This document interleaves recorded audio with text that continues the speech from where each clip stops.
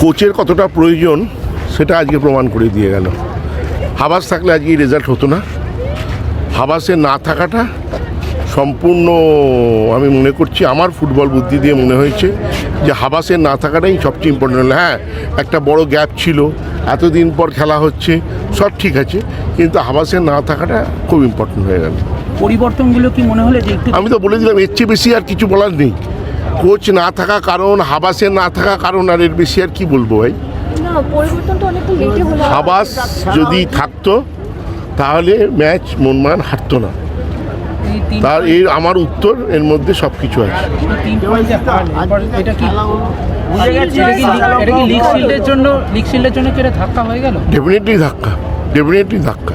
সাহালের না থাকাটা কি একটা না না, সাহাল ফাল নয়, হাবাস। এটা হাবাস ছাড়ার কোনো ব্যাপার নেই, হাবাসে না থাকাটাই ফ্যাক্টর হয়ে গেল। Thank you. আজকের ম্যাচের মনটা খারাপ হয়ে গেল ভীষণ। মানে এমন একটা ভাইটাল টাইমে আমরা পয়েন্ট লুজ করলাম, যেটা একটা ফ্যাক্টর হয়ে যেতে পারে, কারণ এখন টুর্নামেন্ট একদম শেষের দিকে। আজকে আরেকটু জোশ নিয়ে খেলা উচিত ছিল, 1-0 লিডটা এনাফ ছিল না।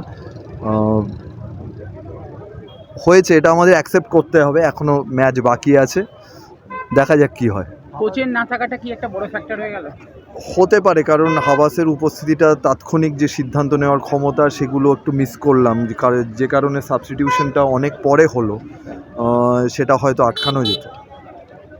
আর পরিবর্তনটা অনেক শেষে হ্যাঁ, আমি সেটাই বললাম আর কি, সেইটাই আমার মনে হয় যে হাবাস থাকলে হয়তো এটা আরও অনেক আগে সিদ্ধান্ত নেওয়া যেত, কিন্তু এখনও খেলা বাকি, অনেকগুলো খেলা বাকি আছে, দেখা যাক কী হয়।